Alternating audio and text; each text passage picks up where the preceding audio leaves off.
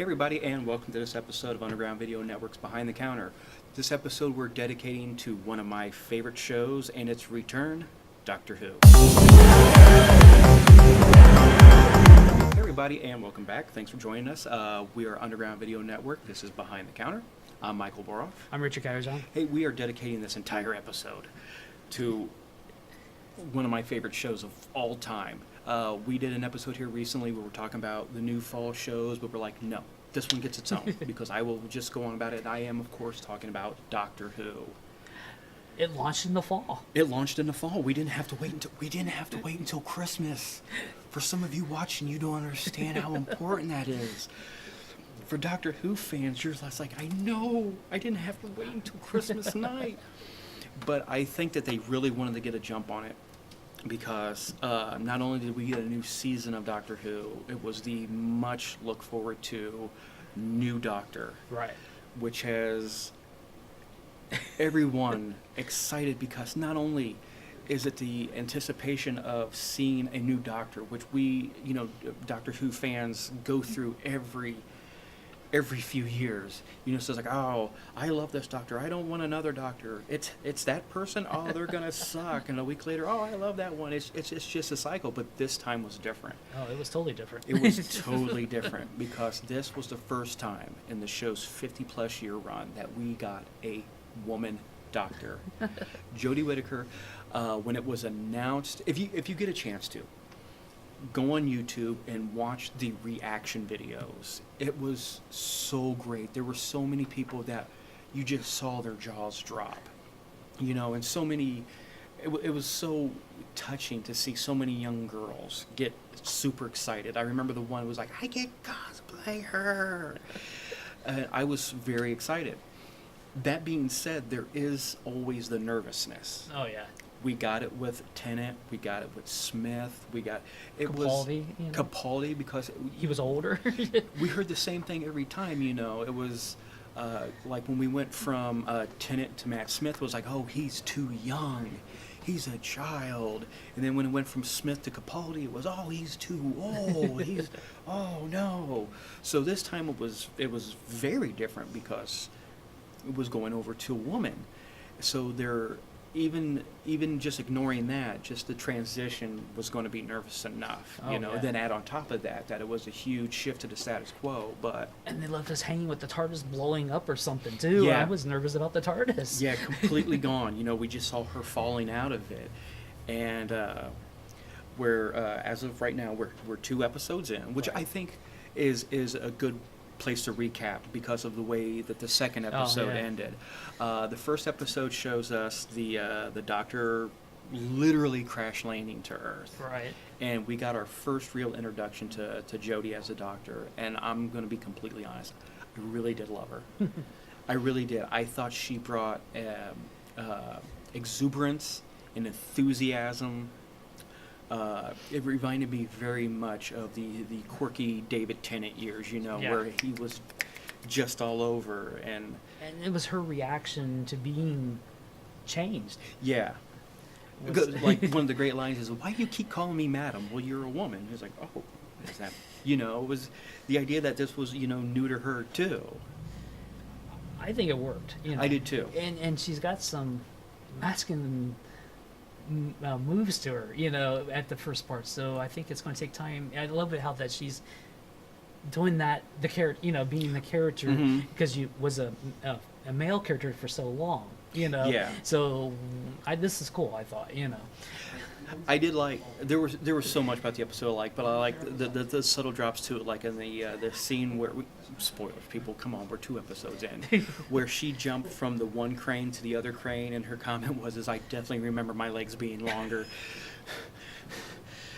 Which was great, not because it was going from a woman or from a man to a woman, but because Capaldi was a tall guy. But I did like one comment she made was, just a little while ago I was a white-haired Scotsman.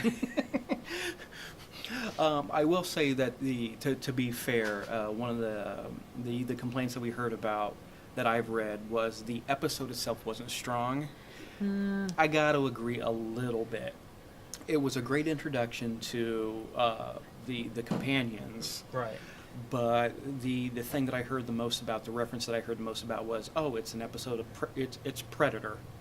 You know, it's Oh, yeah. you know, it's this guy on the hunt versus some random dude. It just seemed kind of, It did. I didn't even think about that way.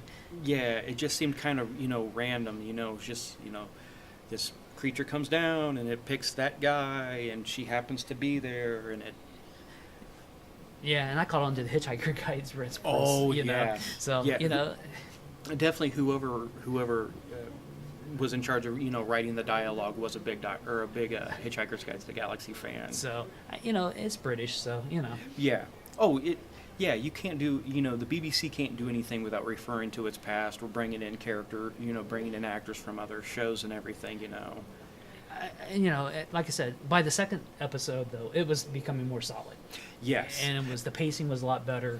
But the thing about it is, though, I mean, that's classic Doctor Who. That's the way it's been for a long time. The first couple episodes are getting stifled. Because if you remember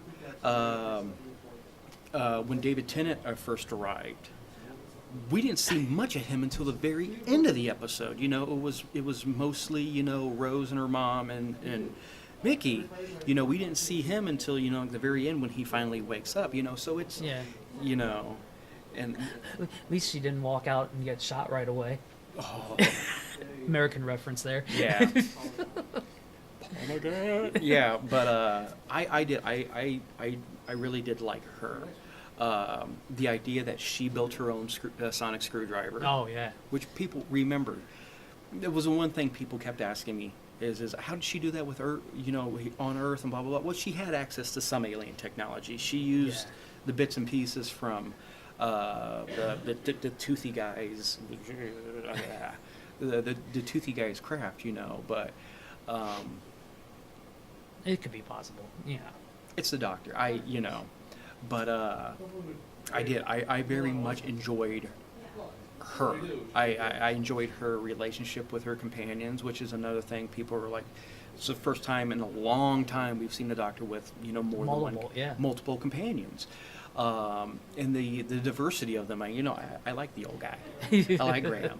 It's just the idea. They're off running. He's like, dude, old man, gonna get shot. I know it.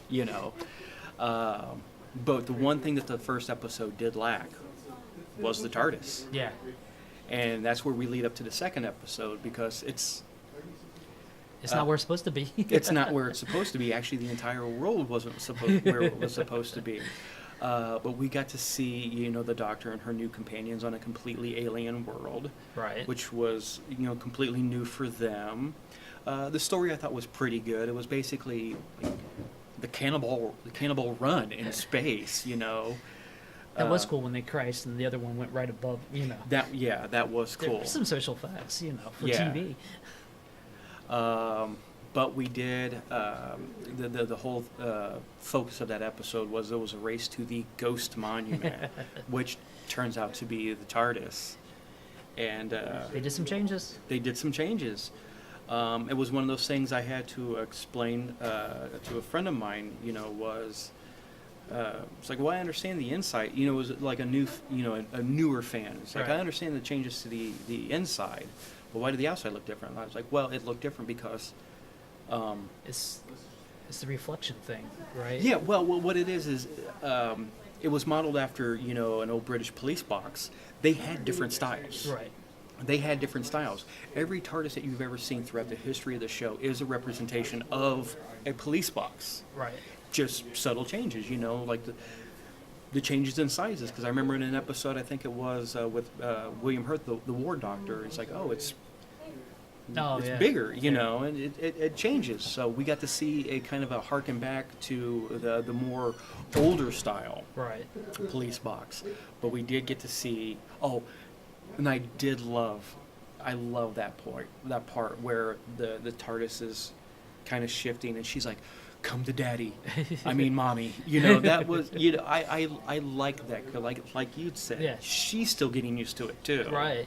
Well, they even showed when she was on the one ship traveling, she had her legs spread apart like a man sitting, you know? I mean, that was brought out. I didn't quite catch that when I first saw it, but, you know, I was saying, oh, yeah. Because that's the way Capaldi would, you know. Yeah. But we did get to see the new interior of the TARDIS. I liked it. I liked it too. It had a very crystalline look to it. Yeah, it's different. Mhm. And it'll probably take a little while to get used to, but, I mean, does it really matter, you know? I mean... And the most important feature of this TARDIS is it delivers snacks. Bing! Oh, it's a biscuit, you know. But Yeah. we got to see it. We haven't gotten to see a whole lot of it, but we saw the center console. Right. You know, we saw her shifting. And did you notice the little glass or crystal TARDIS? Was that made by those people that we know? I don't know. It could have been. It but sure looks like what they do. But all I know is I want one. But no, we got to see. My only to be fair, my only complaint was when everybody walked into the TARDIS, we didn't hear those infamous words. Oh. It's bigger on the inside. Well, they kind of referenced that before they walked in. So. Yeah. So it was there, but I thought it was wild that she didn't have the key and the TARDIS let her in. Yeah. Which is a great hearkening back that the TARDIS is alive. Yeah. And the TARDIS, I think what happened was it took a second for the TARDIS to recognize her. That could be. You know what I mean? Yeah. I was a little disappointed she didn't do the snap. I always loved the snap. Oh, yeah. I loved, you know, Yeah. when David or when Knight realized he could, you know, do the snap and open it, you know. But I did like that the TARDIS opened her doors to her. Right. And that's what I think. I think it just took a second. She's like, who is? Oh, that's my doctor. You know. Yeah, I enjoyed it. It's just strange being on Sunday nights now, though. Yeah. for me, because I watch live TV still. You know, so now I have to watch Supergirl on another night. But that's okay. But I did. My final reaction to the first two episodes, which I consider the introduction to the Doctor, and the second episode is the introduction to the new TARDIS.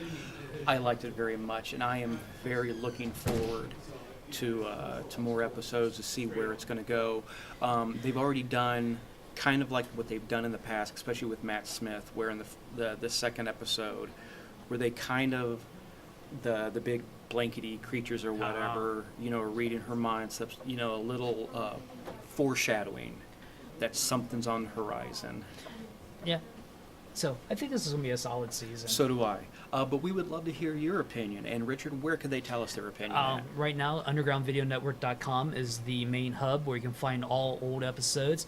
And then go to all the social medias like Facebook, Instagram, and so forth for Underground Video Network. So that's where you can find us. So thanks for watching.